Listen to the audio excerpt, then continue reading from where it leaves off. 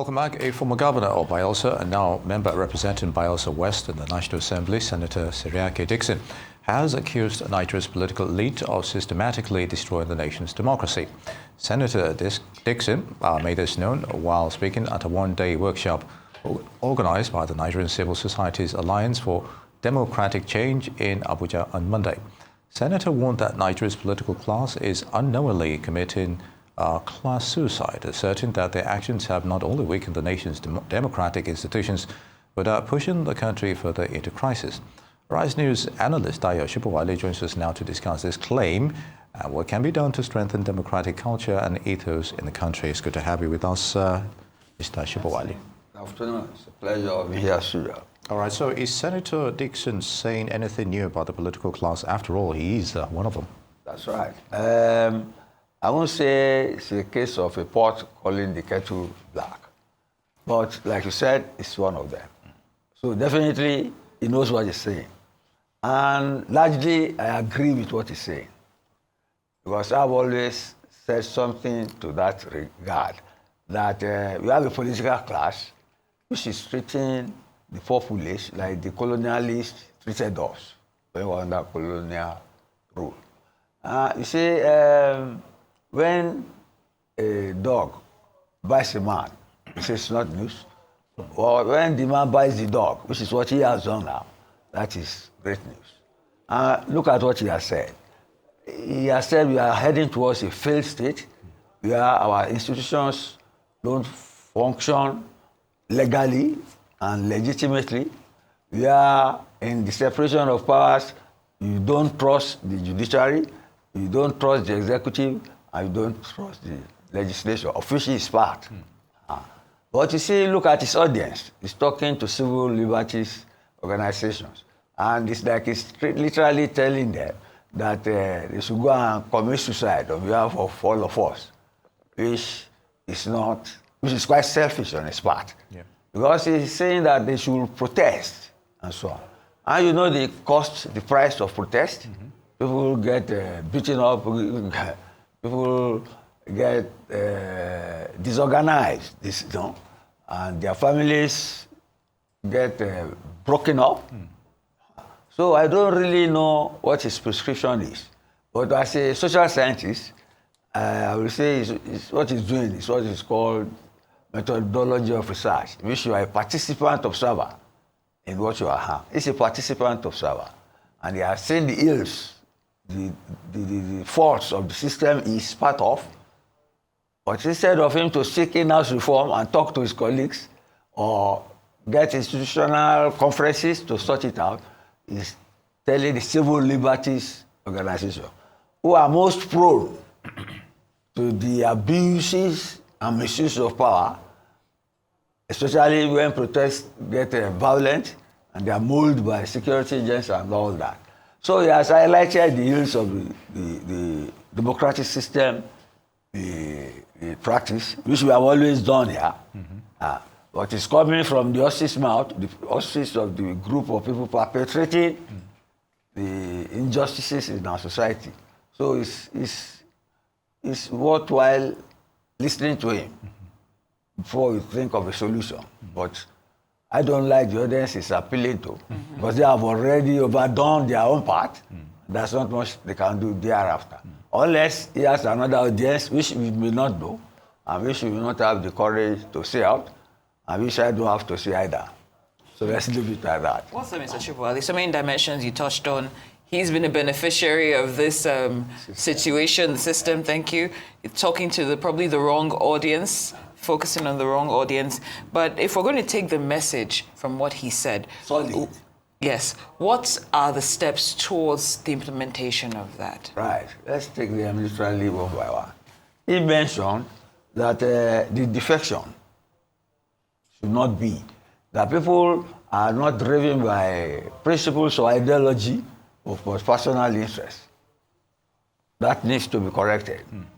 That needs to be corrected. But by who? Because the laws are there for punishment, but people defy the law. I mean, they make an ass of the law in that regard.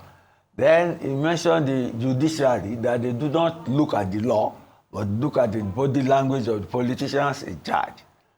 which, if you say, I don't have to defend the judiciary, but invariably, they are cornered. They are cornered.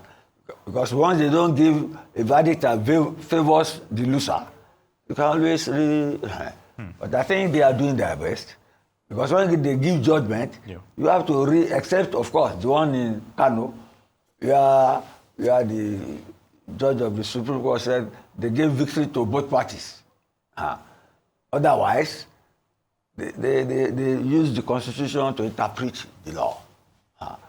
Then what is the third part? The executive. Of course, the executive wants everybody to be on his side, which is natural. But if the laws are there and the laws are not being implemented to punish those who violate it, there's not much we can do here except to make the observation. And you see, in any society, you can take on government as individuals, as civil groups, as even jurisdictions.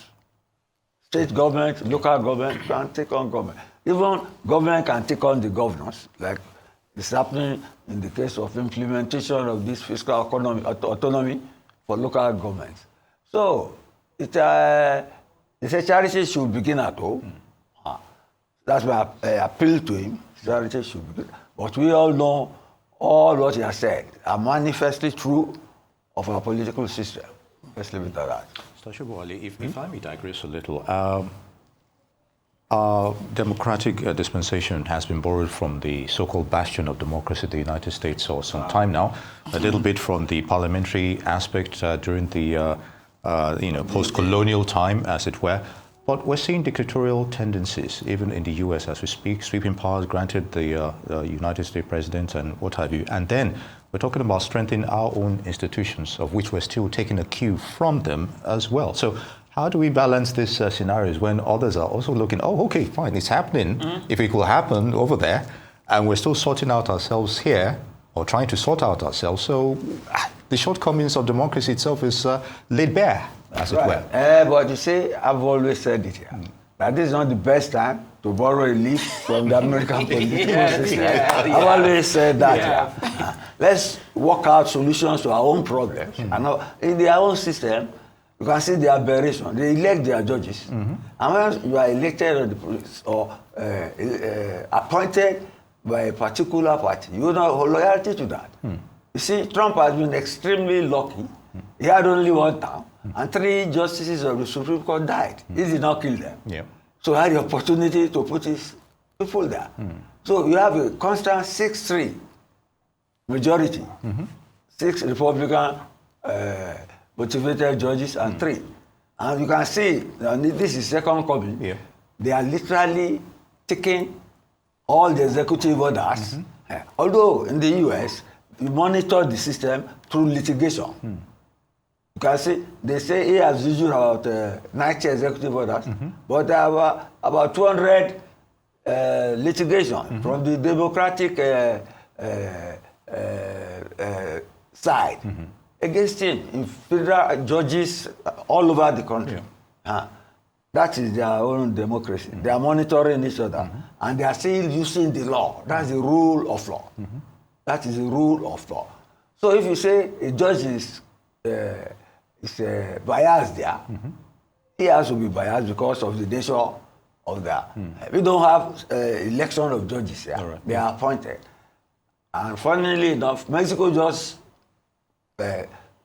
rewrote its constitution to have judges to be elected because they said that way they can fight crime better. That is their own context. That is their own location. So maybe that is our lot here. So don't let us throw the bathtub with the baby. Let's criticize and straighten our system. That's what I've always said. No matter the aberration. Go ahead. So Mr. Sobowale, what I completely understand the context is key in these cases, but are we seeing a deliberate strategy to weaken democratic institutions or just incompetence and lack of understanding? Both. Competence, lack of understanding, ignorance, get me?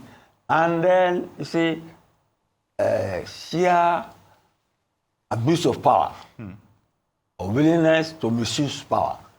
The checks and balances are there, but they are made impotent by manipulation. And the manipulation is not only judicial in terms of litigation. Manipulation through use of money, incentives, to buy people over. That is what the senator is lamenting. But if you speak to his mates inside the house who got there through such means, instead of asking people to go and kill themselves on the streets in protest. Do you get my point now? Yeah. So that is our system. And they say, inshallah, we shall overcome. That's what I can say now. But you see, until you operate your constitution, you do not know the inbuilt weakness inherent in it. So it's a human situation. It's an evolving political situation. We shall see through.